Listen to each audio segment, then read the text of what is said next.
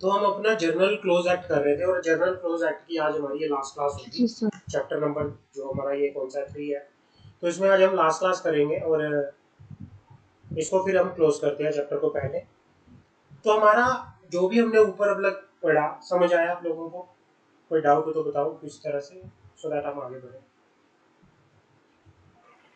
जी sir, आ गया समझ। चलो, अब क्या होता है, जनरल रूल ऑफ कंस्ट्रक्शन होता है। क्या होता है ये general rule of construction?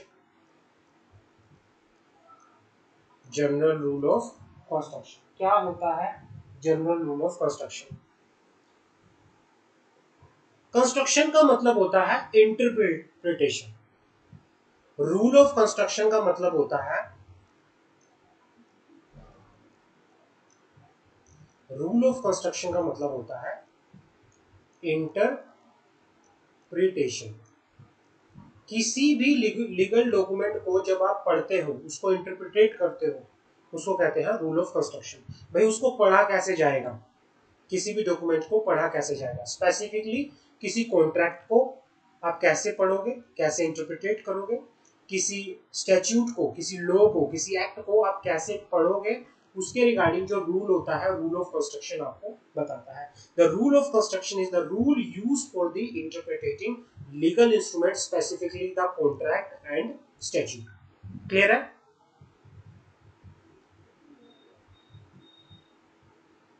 State wise जो रूल ऑफ कंस्ट्रक्शन होते हैं अलग अलग होते हैं, state wise. Very few state have codified the rule of construction. बहुत कम स्टेट हैं जिन्होंने अपने अपने रूल ऑफ कंस्ट्रक्शन को कोडिफाई बनाया हुआ है। Most state treat the rule has mayor custom not having the force of law. भाई मोस्ट स्टेट का मानना ये है, क्या मानते हैं, ट्रीट करते हैं जो रूल्स होते हैं वो क्या है, वो कस्टम है। वहां की क्या है, कस्टम। कस्टम मतलब जो रीति रिवाज होते हैं। काफी सारे स्टेट्स के अंदर जो रूल्स बने हैं वो किसके अकॉर्डिंगली बने हैं, रीति रिवाजों के अकॉर्डिंगली।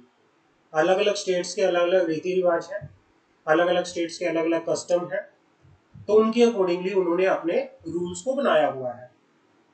बट बहुत कम स्टेट है जिन्होंने प्रॉपरली रूल ऑफ कंस्ट्रक्शन जो है वो कोडिफाई किए गए हैं।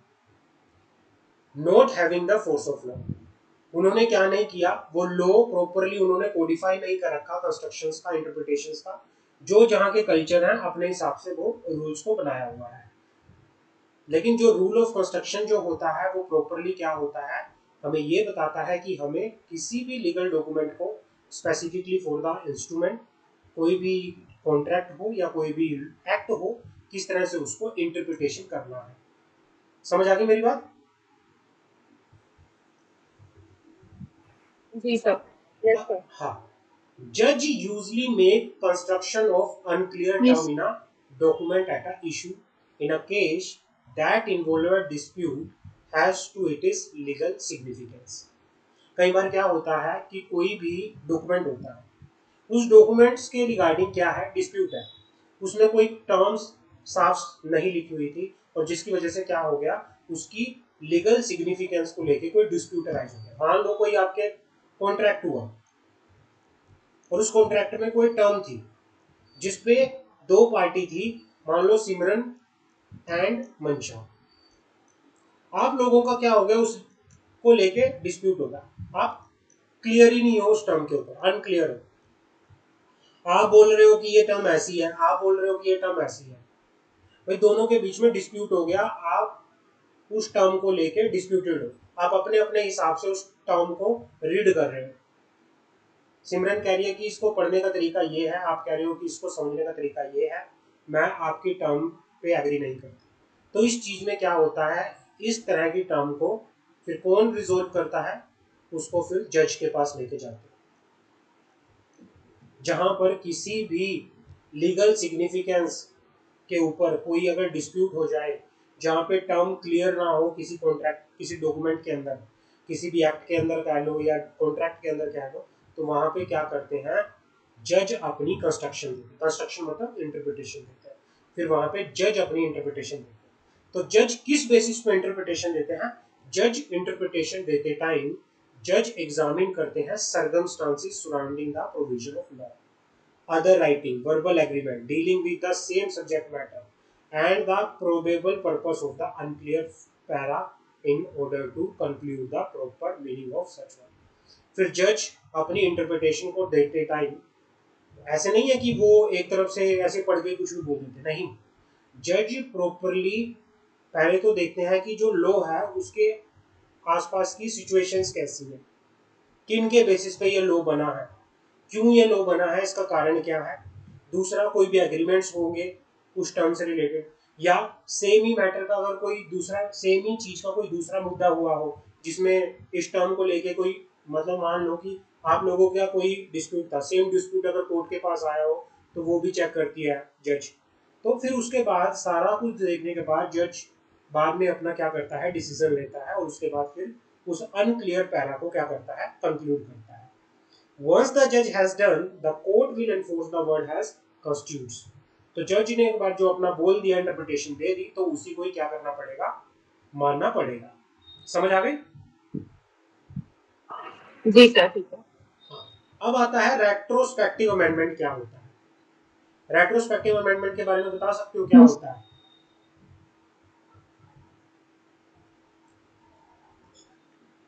दो चीजें होती हैं, एक होता है प्रोस्पेक्टिव, एक होता है रेट्रोस्पेक्टिव। रेट्रोस्पेक्टिव, प्रोस्पेक्टिव का मतलब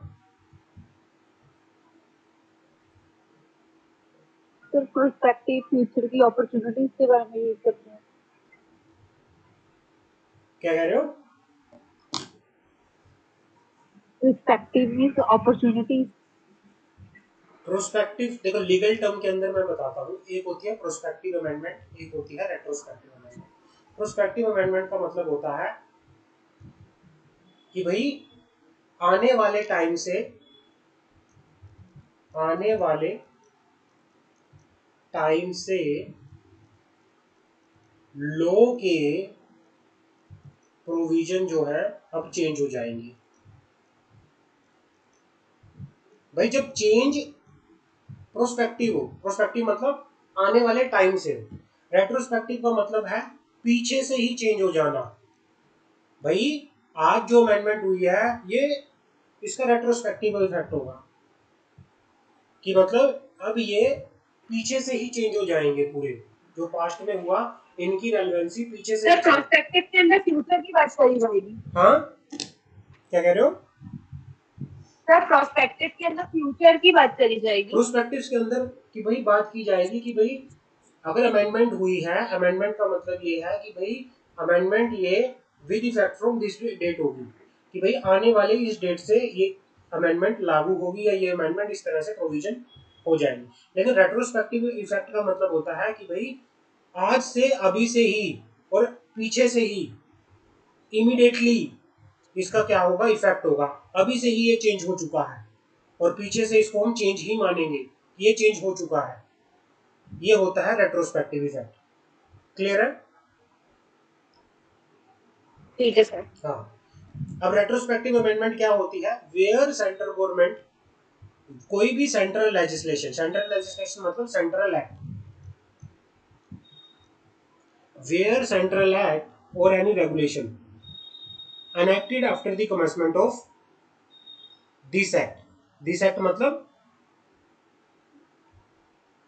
क्या, general close act, where any central legislation or any regulation enacted after the commencement of क्या, general close act, repeal any act made or yet to be made unless another purpose exists, the repeal shall not, क्या होना चाह रहा है कि भाई ये कहना चाह रहा है where any central act or any regulation enacted after the commencement of this act, तो उससे क्या हो जाएगा, रेट्रोस्पेक्टिव का मतलब क्या हो जाएगा, जैसे जीएसटी आया, जीएसटी आने की वजह से साथ की साथ वैट, एक्साइज, ये सब क्या हो गया, ये सब खत्म हो गया, रिपील हो गया, खत्म हो गया, रेट्रोस्पेक्टिव इफेक्ट। भाई कुछ आने से पिछला सब खत्म हो जाता है तो वो हो जाएगा रेट्रोस्पेक्टिव इफेक्ट, कि भाई ये अभी से एप्लीकेबल हो चुका है, जो चीजें पुरानी पहले चल रही थी वो सब क्या है, खत्म है। क्लियर है? जी सर ठीक है। हाँ।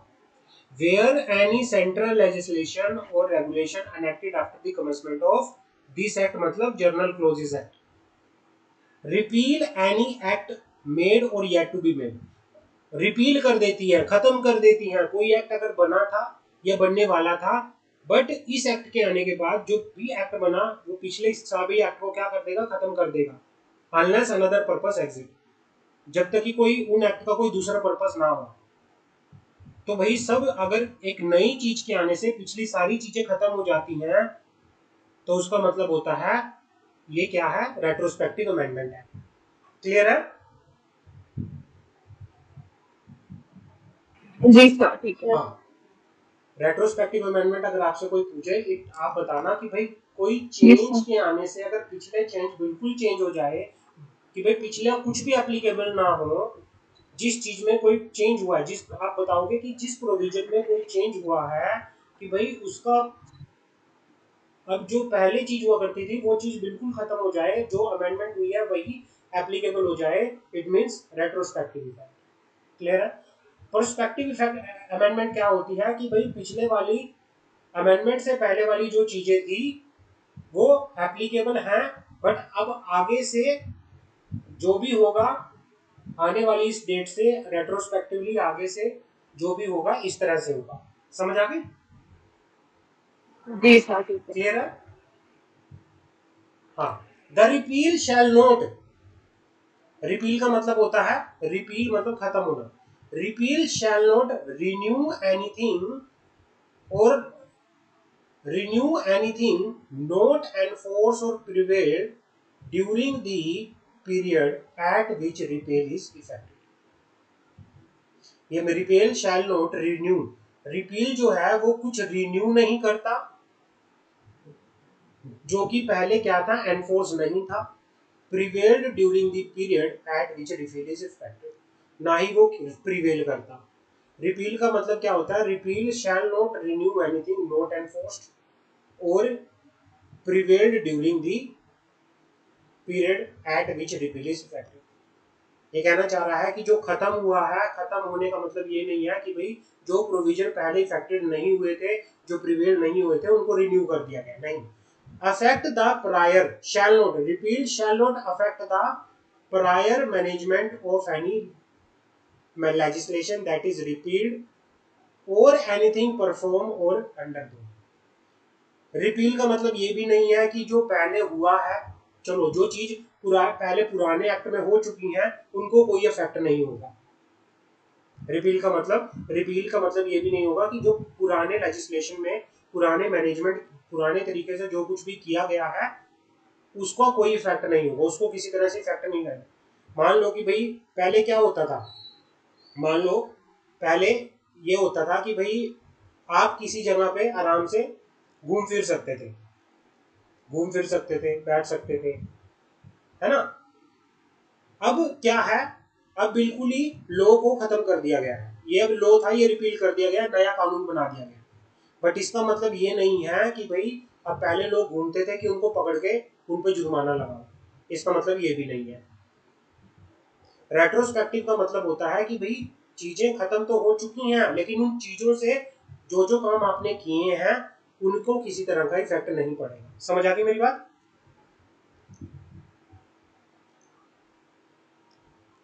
जी sir.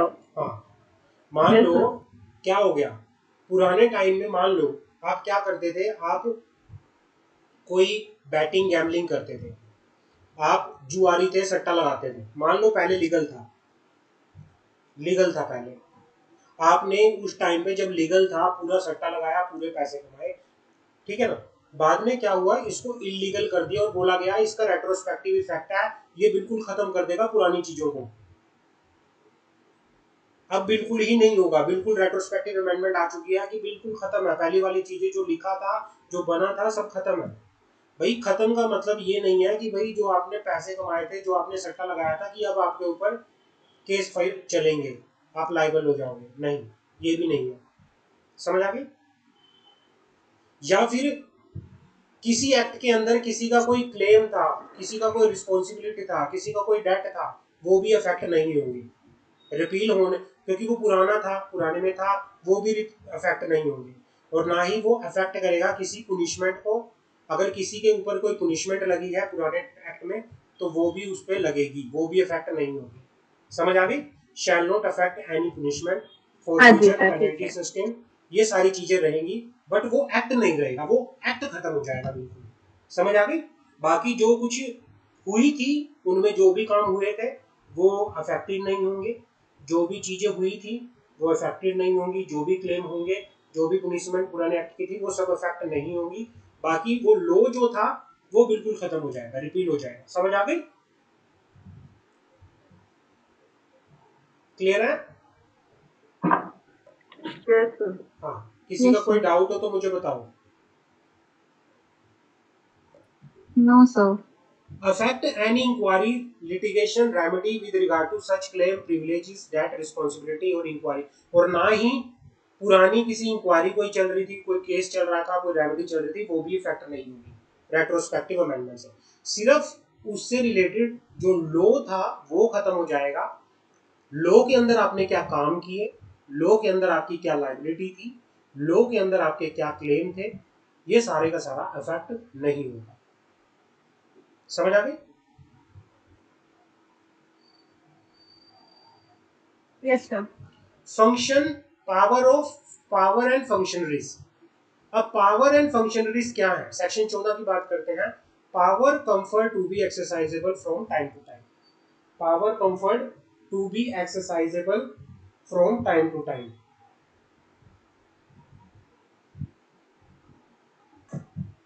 Power conferred to be exercisable from time to time, where any central act or regulation made after the commencement of Journal Clause Act or any power it conferred, then unless a different intention appear, that power may be exercised from time to time as occasion require। ये कहना चाह रहा है कि power conferred to be exercise from time to time का मतलब ये होता है कि भाई जब जरूरत होगी तब सेंट्रल एक्ट के अंदर, या कोई भी सेंट्रल एक्ट है या कोई भी रेगुलेशन है जो जर्नल क्लोजिस एक्ट के बाद बना है, तो जो भी पावर दी गई है किसी के, तो जब तक कि कोई दूसरी इंटेंशन अपीयर ना हो जाए, कि भाई इंटेंशन का मतलब कि भाई कोई दूसरी इंटेंशन अपीयर ना हो जाए, जब कोई भी ओकेशन होगा, जब उस पावर की जरूरत पड़ेगी, तो उसको एक्सरसाइज किया जाएगा। समझ आ गई? अगर मान लो सेंट्रल गवर्नमेंट ने, मतलब सेंट्रल एक्ट के ऊपर किसी को कोई पावर दे रखी है ऑफिसर को, कि भाई इन इन कामों के लिए आपके पास पावर है, आप ये कर सकते हैं फ्रॉम टाइम टू टाइम, जब भी वो काम करना होगा तो आप वो पावर एक्सरसाइज कर सकते हैं। समझ आ गई?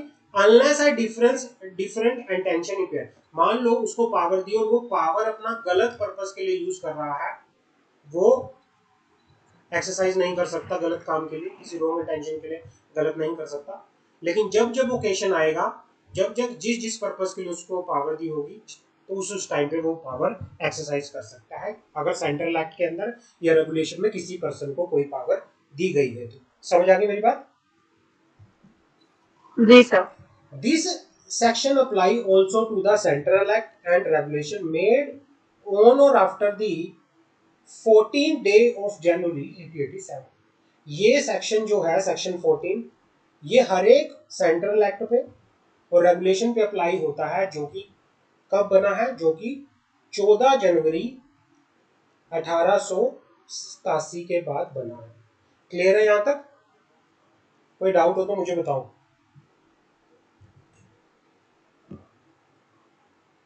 तो सिमरन ये क्लियर है? पावर कब अप्लाई होगी? कुछ कह रही हो मंशा? No sir. तो सौरभ? ये पावर कब अप्लाई होगी?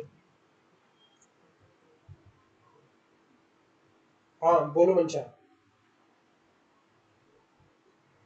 सर मैं ये पूछ रही थी कि ये पावर जो है वो कब अप्लाई होगी?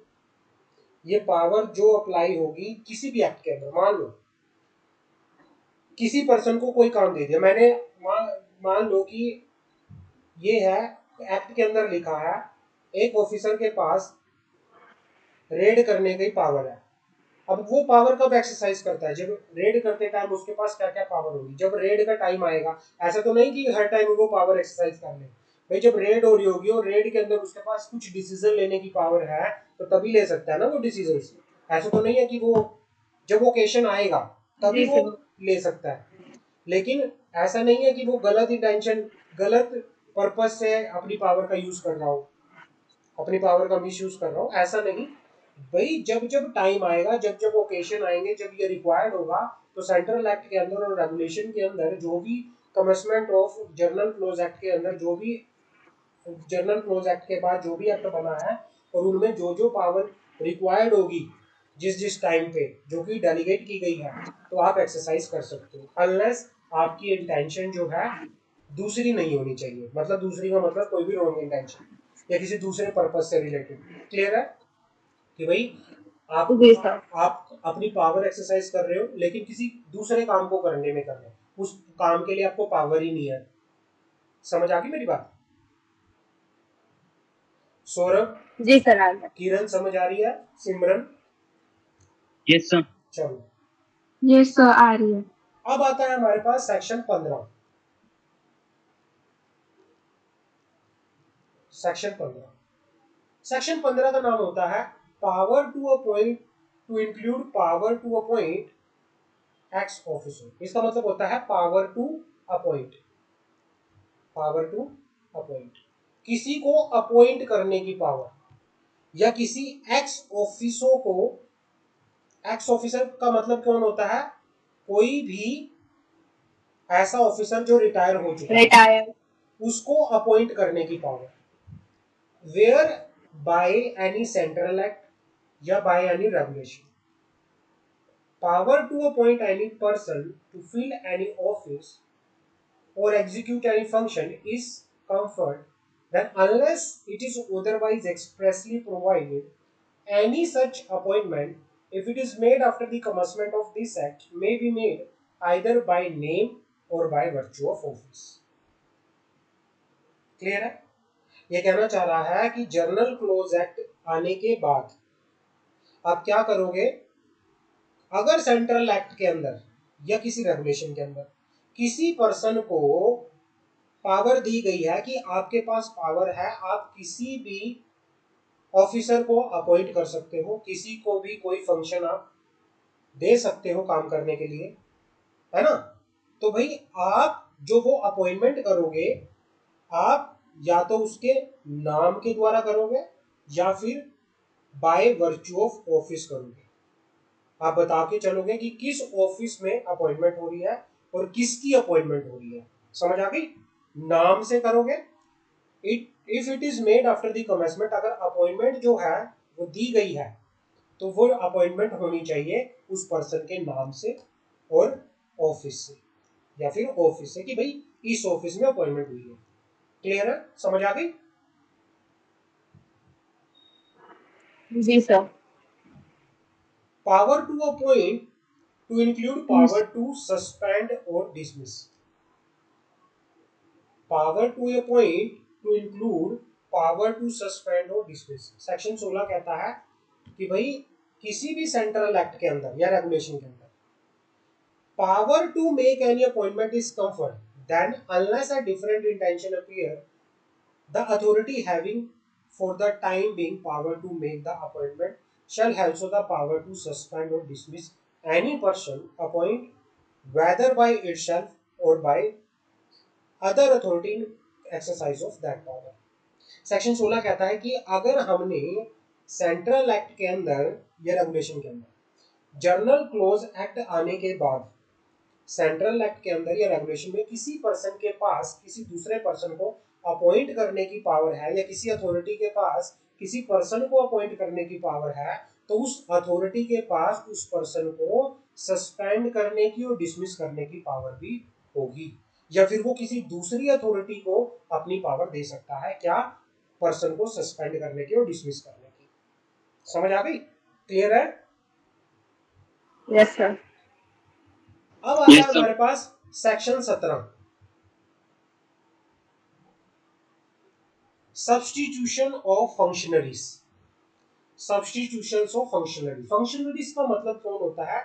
जिनको काम दिया हुआ है, जिनको पावर दी हुई है, जिनको एक्ट के अंदर पावर दी हुई है, जिनको फंक्शन दिए हुए हैं काम करने के लिए, उनको बोला जाता है फंक्शनरीज। सब्स्टिट्यूशन ऑफ फंक्शनरी का मतलब क्या होता है? Any central act regulation made after the commencement of this act. और यहाँ पे दिस एक्ट का मतलब क्या है?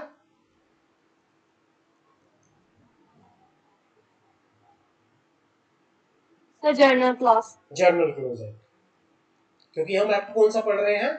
Journal clauses act. तो यहाँ पे दिस एक्ट का मतलब है जर्नल जर्नल क्लोजेस। क्लॉज। भाई कोई भी सेंट्रल एक्ट या रेगुलेशन जर्नल क्लोज एक्ट आने के बाद बना है, it shall be sufficient for the purpose of indicating the application of a law to every person or a number of person for the time being executing the function of an office, to mention the office title of the officer at present executing the function or that of the officer by whom the function are commonly executed। ये कहना चाह रहा है, ये कहना चाह रहा है कि भाई अगर कोई भी सेंट्रल एक्ट या रेगुलेशन जर्नल क्लोज एक्ट के आने के बाद बना, इट शैल बी सफिशिएंट, ये बिल्कुल सफिशिएंट माना जाएगा for the purpose of indicating the application of law to every person और a number of person for the time being executing the function of office. भाई कोई भी पर्सन किसी office के अंदर काम कर रहा है और उसके ऊपर कोई भी लॉ एप्लीकेबल हो रहा है, तो ये सफिशिएंट माना जाएगा अगर आप क्या करो, to mention the official title of the officer at present executing the function. आप क्या करो, उसके नाम के साथ उसका ऑफिशियल टाइटल आप मेंशन करो। समझ आ गई मेरी बात? आजकल होता है ना, आप किसी भी ऑफिस के अंदर जाते हो, गवर्नमेंट ऑफिस में गए, आप किसी भी ऑफिस के अंदर आप जाते हो, आप गवर्नमेंट ऑफिस में गए, गवर्नमेंट ऑफिस में आप जब जाते हो, ऑफिसर्स के जो ऑफिस होते हैं उनके आगे उनका नाम और उनका ऑफिशियल पोस्ट लिखी होती है ना, देखा है? जी सर देखा है। हाँ, तो सब्स्टिट्यूशन ऑफ फंक्शनरी का मतलब होता है कि भाई जर्नल क्लोज एक्ट आने के बाद किसी भी सेंट्रल एक्ट में, किसी भी रेगुलेशन में अगर आपने किसी पर्सन को कोई काम दिया है और वो ऑफिस के अंदर अपने फंक्शन को एग्जीक्यूट कर रहा है, तो हम ये सफिशिएंट का अप्लाई मानेंगे कि भाई ये हम मानेंगे कि वो लॉ अच्छे से अप्लाई हो रहा है अगर आप उस ऑफिस में उस पर्सन का टाइटल भी मेंशन करो, कि भाई उसका नाम और टाइटल मेंशन करो कि जो पर्सन प्रेजेंटली वहां पे काम कर रहा है, तो वहां पे उसका टाइटल, वो किस पोस्ट पे काम कर रहा है और वो क्या काम कर रहा है, तो उसके रिगार्डिंग हमें पता चल जाएगा इस पर्सन का नाम क्या है और इसका टाइटल क्या है। समझ आ गई? जी सर। हाँ, Yes, sir. तो ये इंडिकेशन हो जाती है कि भाई हाँ, यहाँ पे हमें पता है इस ऑफिस में ये इसका ऑफिस है, ये आईएएस का ऑफिस है, ये आईपीएस का ऑफिस है, ये एसडीओ का ऑफिस है, ये एसडीएम का ऑफिस है, ये किसी भी इनकम टैक्स ऑफिसर का ऑफिस है।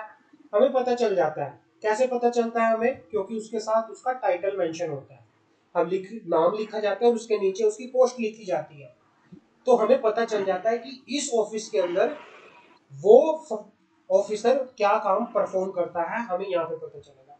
आपको किसी तहसीलदार के वहां जाना है, तो आपको पता चलता है कि लिखा होता है उसके ऑफिस का तहसीलदार, आपको पता चल जाता है कि ये यहाँ पे है।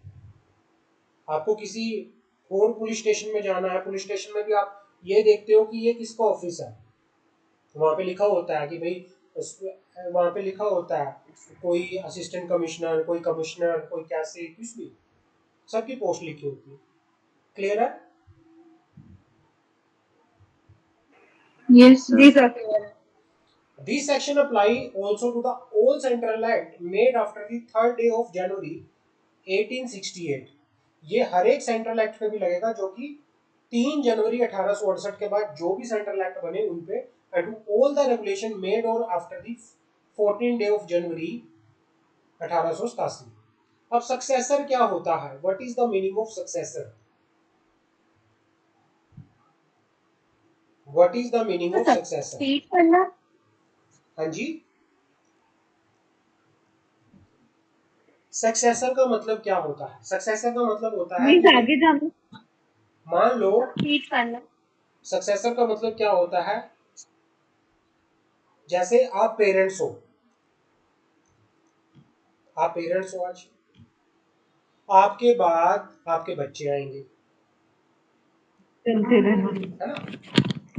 तो आपके बच्चे क्या है? आपके आपके सक्सेसर है। वो आपकी मतलब क्या है, आपका क्या लेंगे? स्थान लेंगे।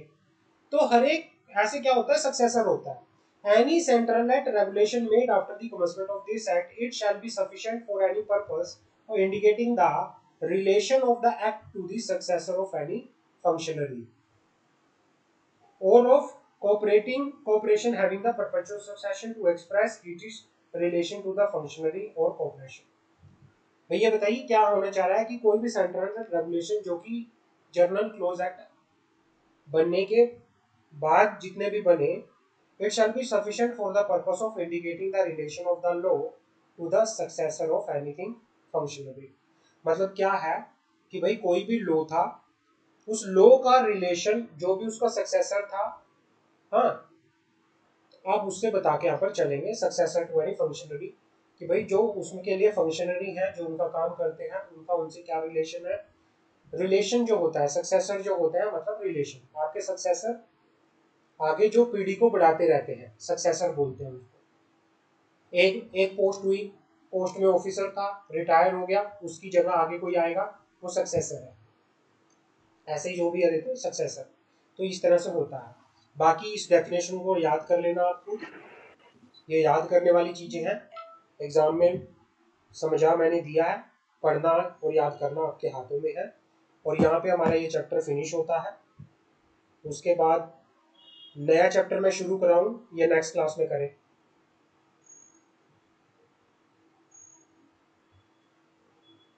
सर नेक्स्ट क्लास में कर लेंगे। चलो नेक्स्ट क्लास में कर लेते हैं। हमारा थर्ड चैप्टर कंप्लीट होता है और हमारा वो पार्ट भी कंप्लीट हो गया वहाँ पे। कल की क्लास में हम कॉर्पोरेट अकाउंटिंग करेंगे। हम कॉर्पोरेट अकाउंटिंग में अकाउंटिंग स्टैंडर्ड हमारे will try to complete the accounting standard. उसके बाद हमारे थोड़ा सा और बचेगा जो संडे की क्लास में खत्म कर देंगे हम अपना। और उसके बाद सेटिंग अप ऑफ बिजनेस वाला हमारा कौन सा चैप्टर चल रहा है, एमएसएमई का, वो भी हमारा कल की क्लास में खत्म हो जाएगा। ठीक है ना? कल की क्लास नहीं तो परसों की क्लास को जो भी होगी तो हम खत्म कर देंगे उसमें। तो इस तरह से हमारा चलता रहेगा। वी विल ट्राई टू कि भाई जितना मैक्सिमम सिलेबस कंप्लीट हो जल्दी से जल्दी हम करें। ठीक है ना? ठीक है सर। चलो मिलते हैं नेक्स्ट क्लास में। जर्नल प्रोविजन और स्पेशल प्रोविजन में क्या मीनिंग है? जर्नल प्रोविजंस और स्पेशल प्रोविजन का मतलब होता है जर्नल। जर्नल प्रोविजन होते हैं जो जनरली सब पे एप्लीकेबल रहते हैं, जनरली, है ना? जो जर्नल लॉ हो गया। स्पेशल एक्ट के अकॉर्डिंग। और जो स्पेशल होते हैं वो स्पेसिफिकली किसी एक पर्टिकुलर चीज के लिए बनाए जाते हैं। अब जैसे मैं बता दूं, जैसे ये है हमारा, जैसे हमारा ये हो गया, हम ये चीज पढ़ रहे हैं, इंडिया ये जर्नल क्लोज एक्ट पढ़ रहे हैं, एडमिनिस्ट्रेशन लॉ पढ़ रहे हैं, सिविल कोड पढ़ रहे हैं, क्रिमिनल कोड पढ़ रहे हैं, ये सब के लिए जर्नल है। इंडियन स्टैम्प एक्ट पढ़ रहे हैं, ये सब कुछ क्या है, दीज आर जर्नल, ये सब जर्नल है। बट जो हम कंपनी लॉ पढ़ रहे हैं वो स्पेशल ये स्पेसिफिक एक्ट है ना?